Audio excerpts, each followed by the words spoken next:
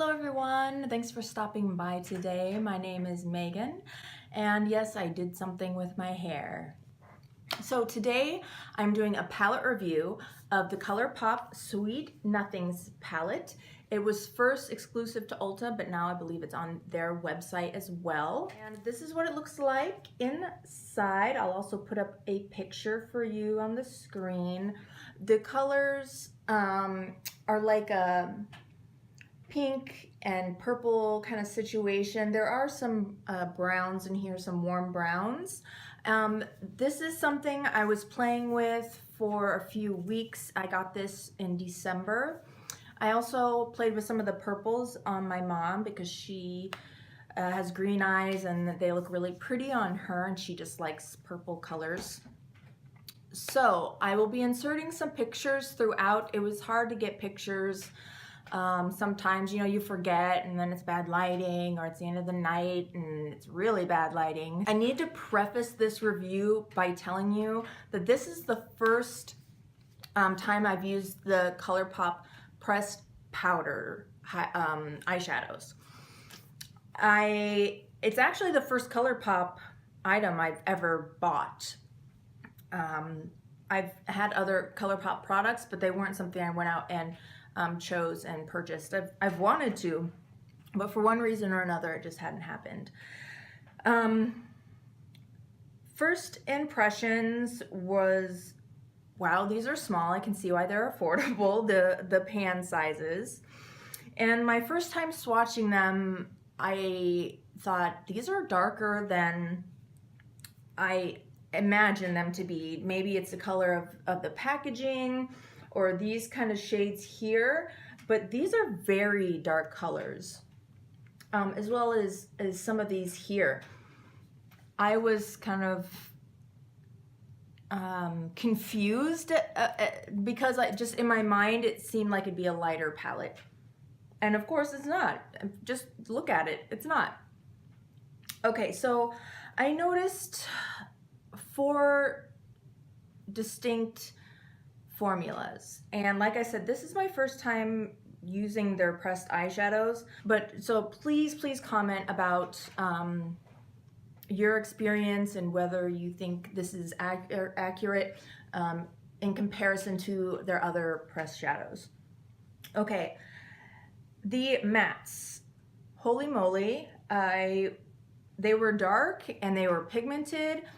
They didn't blend out as nice as like Anastasia, but that's probably one of my favorite formulas for mattes especially. They kicked up a lot of powder. So there's the typical so there's the regular mattes. And then there's this matte with glitter infused. And when you swatch it, it stays on, but I feel like the glitter goes other places. So that was a bit annoying when this shade is so beautiful. It's called Pretty Cruel. It's super pretty, but then you have these shimmers and they kind of go everywhere.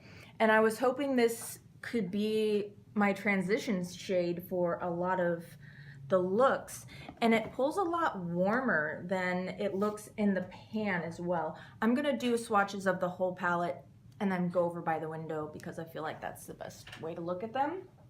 But I just wanted to demonstrate that one. It was a lot warmer than I thought, and I'm like, oh, okay.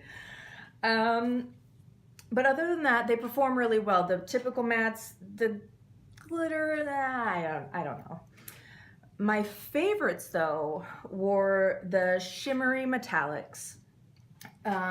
This pink, this kind of brighter purple, and then the lavender. So beautiful, especially this Come and Get It shade. It's not unique especially, but it was just the one that I looked forward to using the most. Along with Cannelé and On the Rise.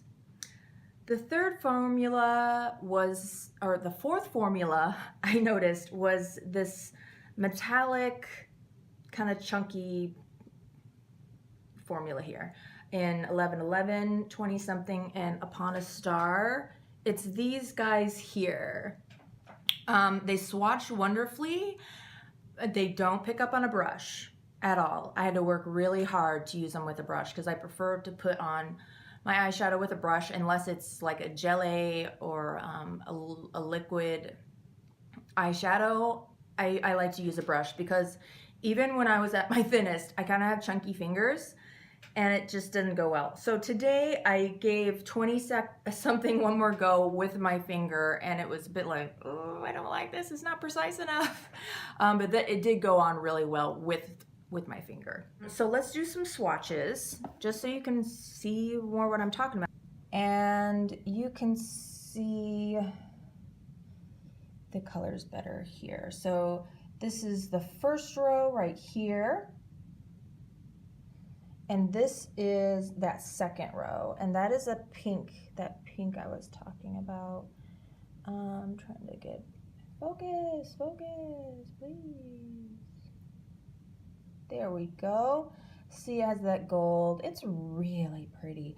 And the purple didn't come off great in a swatch, but it is kind of, you can see that it's on metallic. I used it with the lighter purple shade over here, and they worked really well together. That's the other thing I found, that gold's kind of chunky. It's just, those are a little chunky for me, but they are super pretty, those more super metallic shades. So here is the last row, and you'll see they've got that deep plums. It's really, really nice. And then the dark brown, and I feel like this second shade next to the dark brown, it doesn't make sense to me for some reason. Like, there should have been one or the other. I didn't really like having both of these in the palette. I was hoping for maybe another deep purple, or I was hoping for maybe another like deep pink to go with some of these other shades. Maybe a burgundy, but it's not there. It's not really there. There isn't really good transition to kind of fade out. This is more of a 2 shadow look or an all over color look. But so overall, I am happy I tried out the ColourPop formula. Now I know and understand what people are talking about. I could have done without this palette, even with my old hair color, even everything else. Just, I like it, but I am not in love with it. I'm not like, ooh, let's pull that out. I think this color story is very on trend, and it's what a lot of people are into right now, that are looking for something new. So I think a lot of people will enjoy this. It's very budget friendly. But for me, it's not something that's gonna get much use in my day-to-day life, especially with the new hair color. But even then, I was really just reaching for the, what's it, Come and Get It? Yeah, the Come and Get It shade and the Cannelé shade. That was the ones that I was like, yes, grab.